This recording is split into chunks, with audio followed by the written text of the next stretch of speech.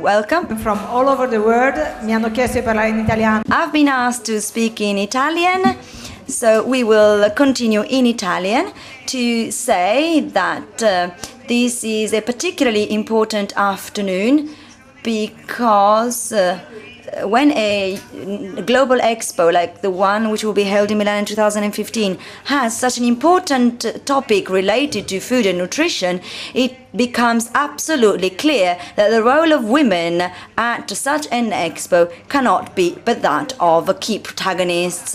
And that's what we are going to explain in the afternoon. I'm happy to give the floor immediately to Diana Bracco, the president of Expo 2015 and commissioner of the Italian Pavilion, for a first. Welcome. Thank you.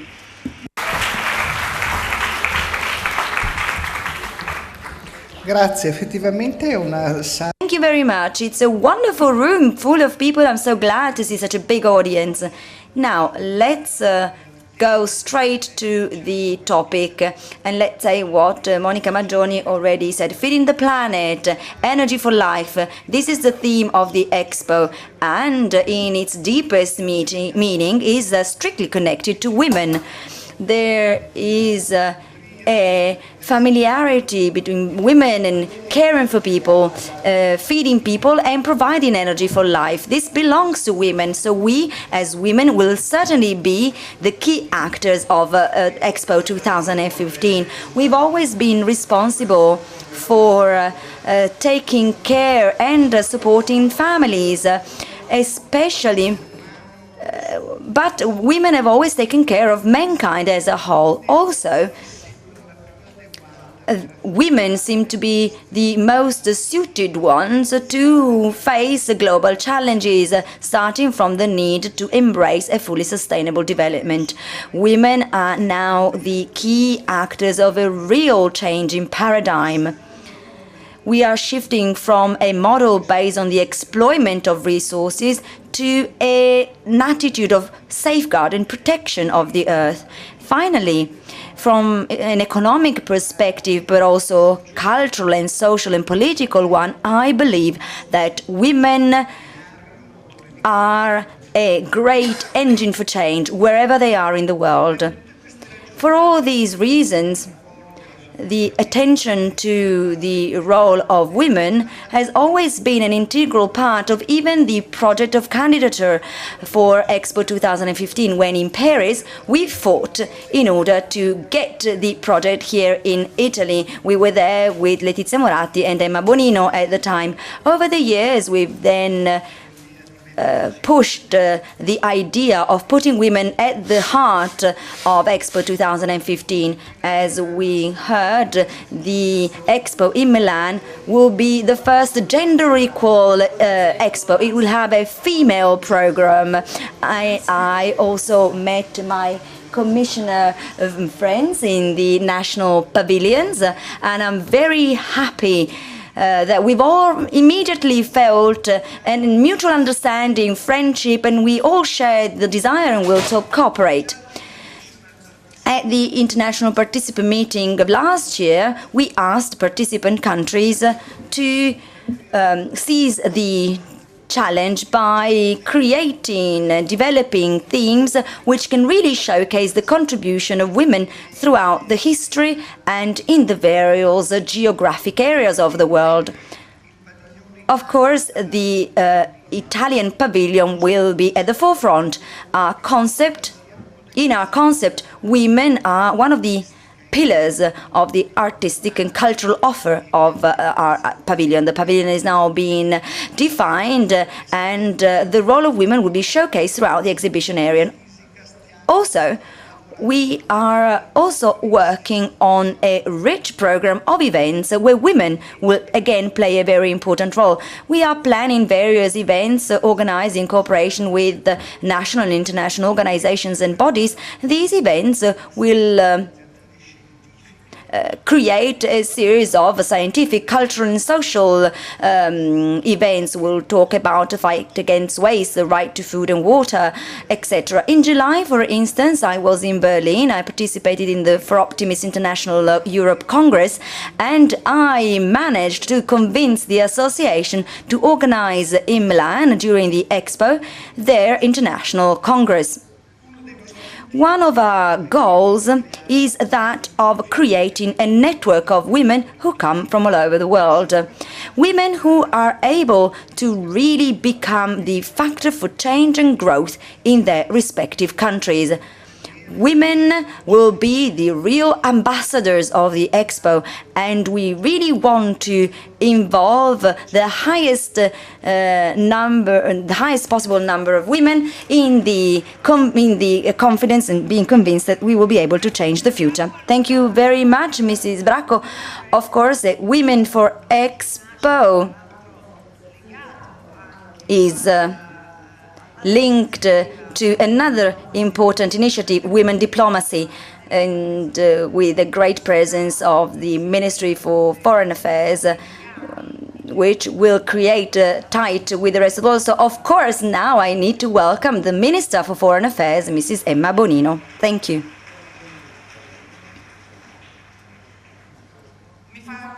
I am very happy to see so many people. It's a shame that many of you are standing, but this solves some of the anxiety problems of Isabella and Dalia. I don't know where they're hiding, who thought that the room would be half empty and that it would, they thought that everything would finish at midday, etc. So I'm sure that both Isabella and Dalia are now happy that the room is so full. I apologize for being slightly late, but this is due to the wonderful lunch that the School of Dronero offered, and I'm advertising them a little bit. I come from Bry, as you may be aware of, and they entertained us with the wonderful dishes and their very tasty offer. Now, the idea of highlighting the role of women at Expo 2015 is something that I've supported ever since the beginning. I was the Minister for Foreign Trade in 2005. Not 15-5. Well, at the time we picked the topic and we chose the city. And then we really made a race to win the Expo. But in my head, I was already thinking of the fact that it's impossible to detach the idea of food from women. In fact, for me, it cannot be detached from anything. I mean, women are everywhere, but when we talk about food, it really is intrinsically related to women. Now, we've gone through ups and downs, as it's typical of Italy. As I was saying before lunch, we're now at the peak of the process, and let's hope that we will keep the momentum. Now, this project has always seen the constant commitment and enthusiasm of Marta Dassù, the Deputy Minister, and I thank her very much for her role and contribution. And she's also embraced the project with great enthusiasm. What do we want to do? Now, we've discussed with the women commissioners from the various pavilions. There are 25 today here with us. Some are also members of the board. Now, first, we want that also other pavilions and the other countries who have a male commissioner nominate or elect a focal point devoted to women, so that all pavilions, all countries will participate in this project, and not only the lucky countries who have a woman commissioner. The others are lucky as well now. Don't make me say things that I don't really mean. We're all very lucky. Let's put it that way. But I would really like everyone to participate in this Women for Expo project. Now, a Women for Expo will stem also be built upon the ideas that we'll be put forward by you. I've already heard some of them today. The entire network of the Ministry of Foreign Affairs is available in your countries to support your ideas, your initiatives, to collect your suggestions, and to make sure that Milan will be a really cool moment. For 6 months, we are going to have great infrastructures at our disposal. We are going to focus on a very engaging theme. We can think of tradition, of poverty, of the past of food, but we also need to look ahead and look at the future. Women researchers, women entrepreneurs, the future of food, and even those women who, with new technologies, make sure that an indispensable resource for everyone, namely our earth, is preserved properly. Earth, water, etc., all the resources of our planet. These female project must become the place of diversity. This to me is extremely important. It's not enough to be women to all think in the same way. Luckily, this is not the case. Now, all the differences, the diverse approaches, are different ways of living and choosing our lives is a huge asset of ours, especially at a moment in time where apparently one single way of thinking seems to prevail. It's not true. We're not all the same. We don't all have the same ambitions. We don't all have the same hopes. But we do have one thing that is absolutely in common, namely the right of everyone to live as we can and as we can at best in a framework of mutual respect, respecting diverse opinions, and in a debate that hopefully we will carry out with seriousness, with strength, with fire and passion, because what we are discussing here is nothing trivial. We are discussing about the present and the future of our world.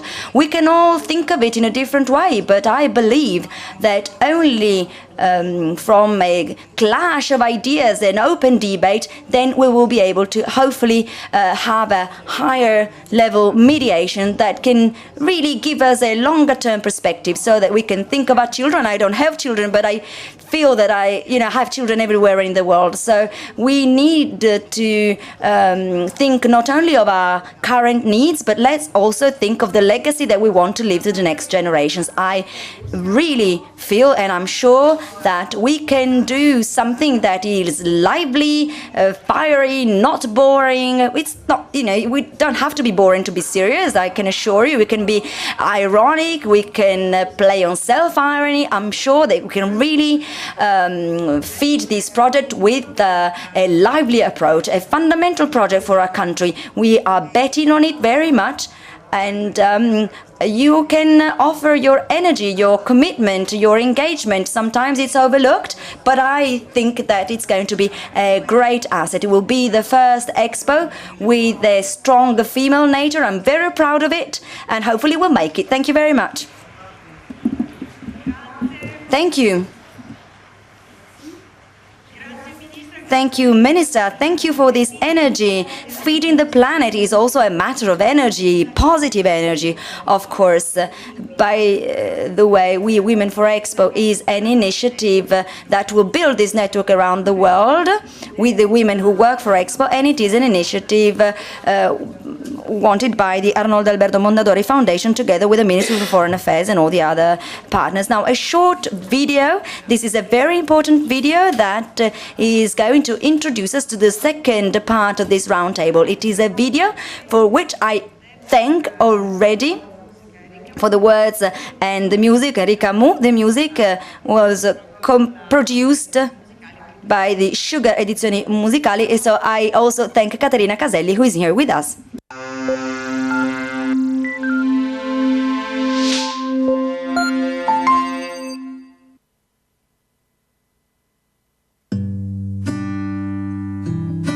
This is a true story.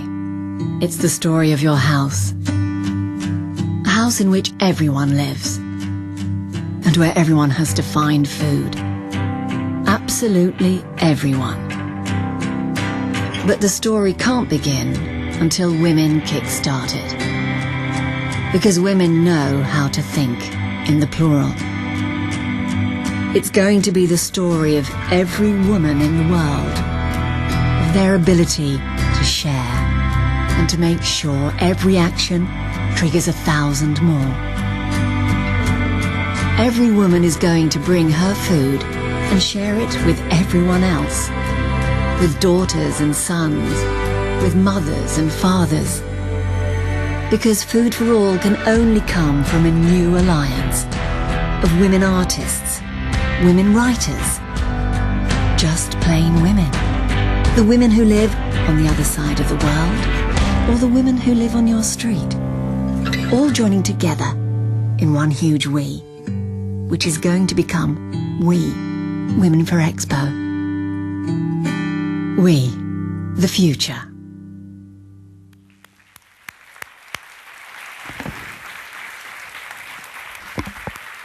Complimenti. Congratulations.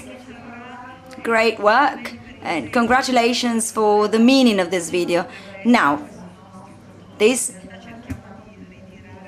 we are going to try and draw some conclusions. Who do we have here? Vandana Shiva. I've read that I have to say you're an activist, an environmentalist, and I say, well, I just need to say Vandana Shiva. You don't need to define you, and it's rather complicated. So I'd like to welcome you all with a warm welcome and with a round of applause. Thank you for being here with us today.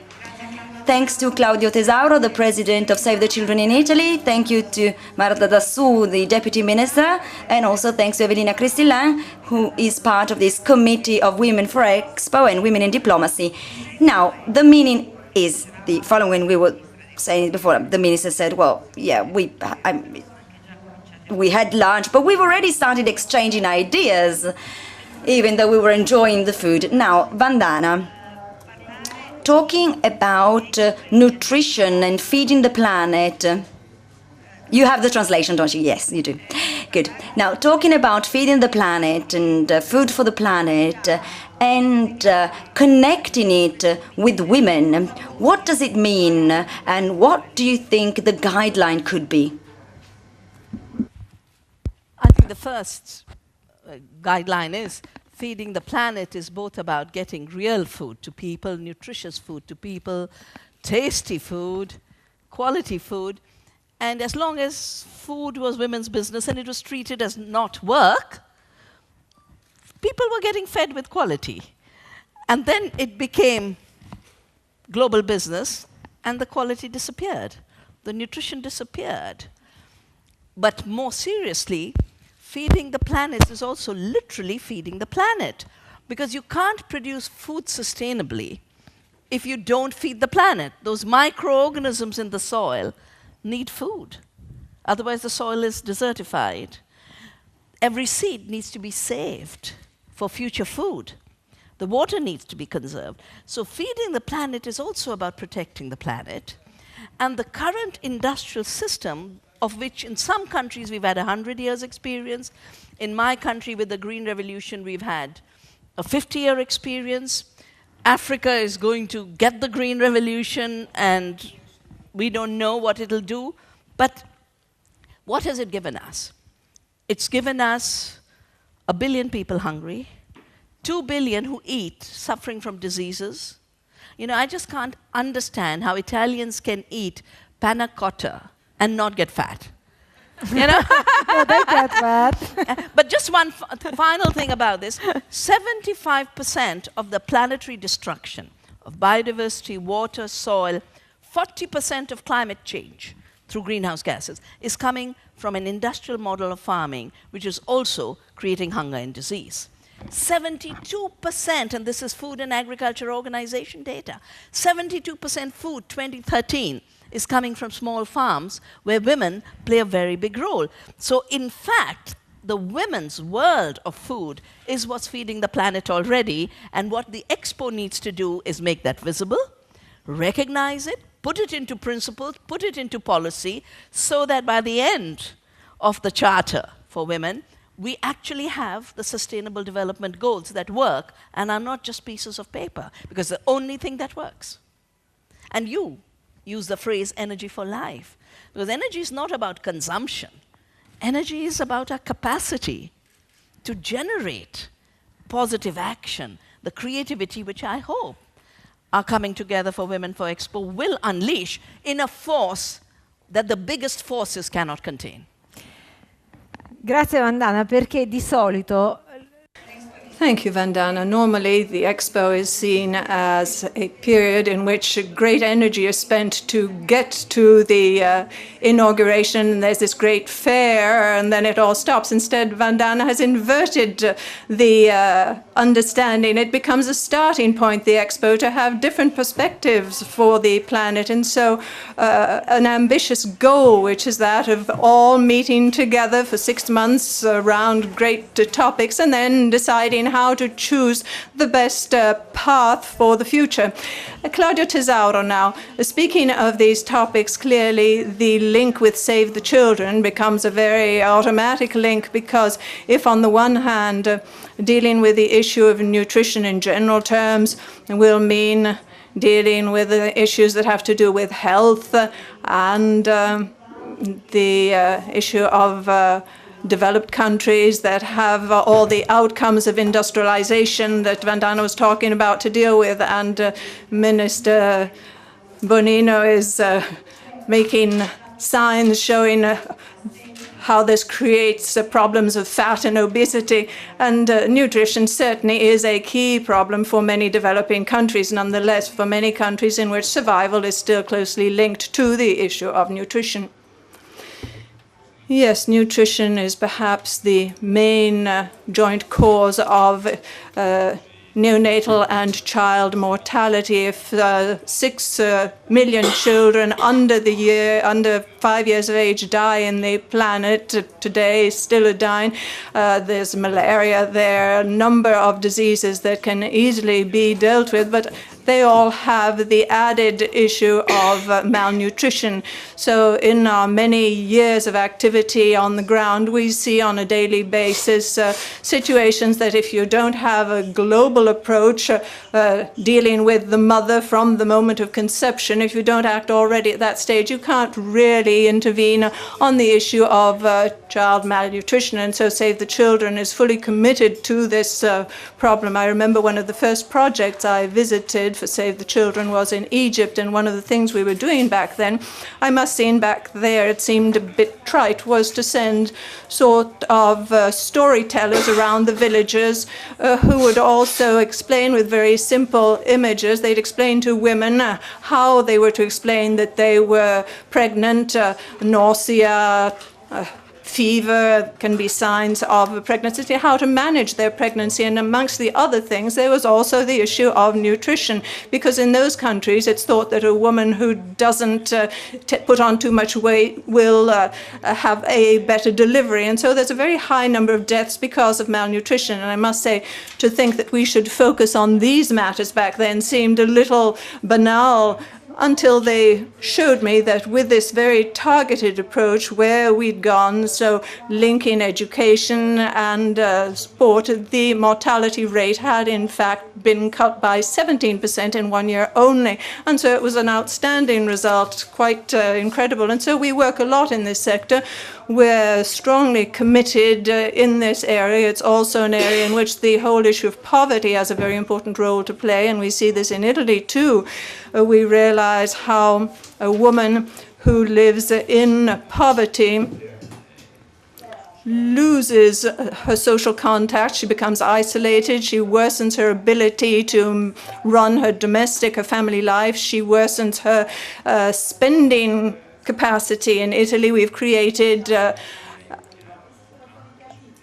help desks for mothers where we help them also in terms of understanding what healthy nutrition is. Last year, we had a project with a bus, a traveling bus with nutritionists and Italian pediatricians who had created low-cost recipes with low-cost very simple foodstuffs that could be used by these women so as to avoid turning to trash foods, which are already one of the enormous problems of obesity today.